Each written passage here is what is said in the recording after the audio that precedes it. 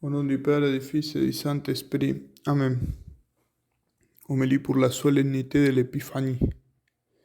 Cette solennité de l'Épiphanie de notre Seigneur Jésus-Christ que nous célébrons aujourd'hui complète en quelque sorte la célébration que nous avons faite de la naissance du Christ.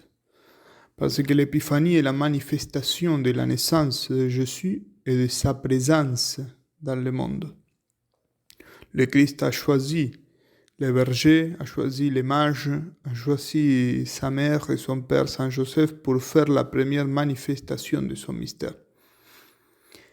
Les grands théologiens de la doctrine catholique, Saint Thomas d'Aquin, se demandent s'il n'était pas opportun que Jésus se manifeste à tous les hommes.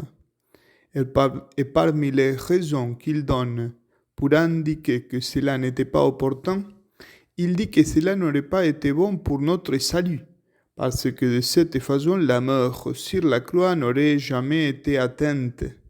Mais en outre, cela n'aurait pas été bon pour notre foi, parce que cela n'aurait pas eu de mérite. Il se demande Saint Thomas d'Aquin immédiatement s'il n'était pas opportun que dans ce cas la naissance de Christ ne se manifeste à personne. Et il donne cette réponse. La naissance de Christ n'aurait profité à personne si elle avait été cachée à tous. Mais il fallait que sa naissance soit profitable. Autrement, il serait né pour rien.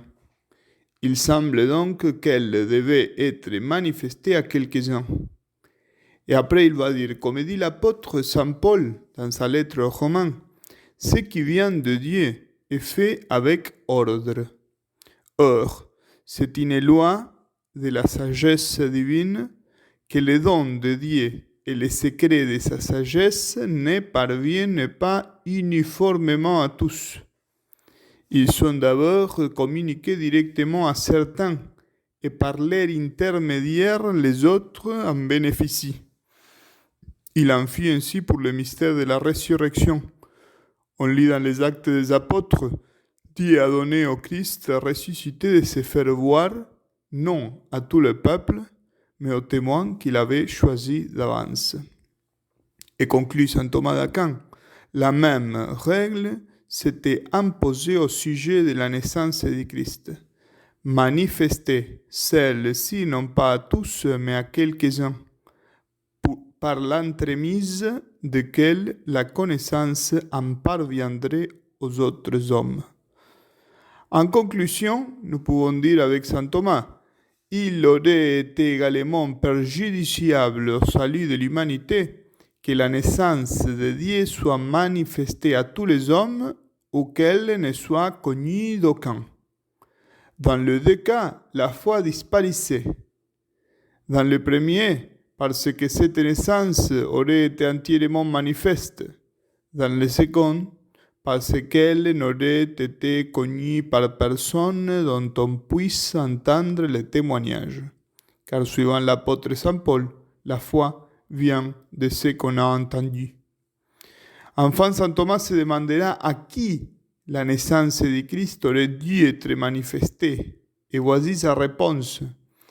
Le salut qui devait être réalisé par le Christ concernait toutes les catégories d'hommes, parce que dit saint Paul aux Colossiens, dans le Christ Jésus, il n'y a plus ni homme, ni femme, ni païen, ni juif, ni esclave, ni homme libre, et ainsi des autres différences.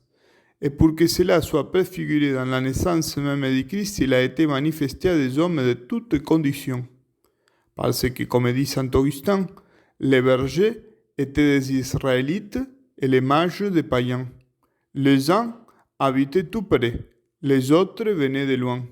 Les uns et les autres se rejoignirent en s'unissant à la pierre angulaire. Il y a entre eux d'autres différences. Les mages étaient sages et puissants, les bergers ignorants et grossiers. Il s'est aussi manifesté à des justes comme Simeon et Anne, et à des pécheurs comme les mages. Il s'est encore manifesté à des hommes et à des femmes, comme Anne, pour montrer que nulle condition humaine n'est exclu du salut du Christ. Et telle devrait être notre pensée, que le salut du Christ nous a été manifesté, non pas pour nous seuls, mais pour qu'avec notre parole, avec notre prière, avec nos conseils, avec notre prédication, avec notre bon exemple, nous puissions l'annoncer aux autres. Le Christ est venu à tous les hommes de tous les temps et de toutes les conditions, et il ne nous est donc pas permis de les cacher, car en dehors de lui, il n'y a pas de salut. Par conséquent, d'une certaine manière, nous devrions être comme l'étoile de Bethléem, comme cette étoile miraculeuse dont l'existence n'est pas naturelle mais surnaturelle, vraiment miraculeuse, comme le dit saint Thomas. Il semble qu'elle, l'étoile, a été une étoile créée à nouveau, non dans le ciel, mais dans l'air proche de la terre, et qu'elle se mouvait selon la volonté de Dieu, comme il prêchait Saint Léon. Trois mages des pays de l'Orient voient apparaître une étoile d'une clarté nouvelle, plus brillante, plus belle que les autres astres. Elle attire aisément le regard et captive le cœur de ceux qui l'observent. Ils comprennent d'emblée qu'un fait aussi insolite n'est pas sans portée. L'existence de cette étoile, c'est une existence qui a seulement le sang de montrer le Christ et qui fait tout pour accomplir la volonté de Dieu en ce regard. Que notre vie aussi ne soit qu'une démonstration continue du Christ aux autres. À la Sainte Vierge qui a connu le mystère du Christ, son Fils, l'a gardé dans son cœur, l'a médité et l'a apporté aux autres, nous demandons la grâce d'être des témoins fidèles de Jésus qui se révèle à nous pour notre béatitude éternelle. Amen.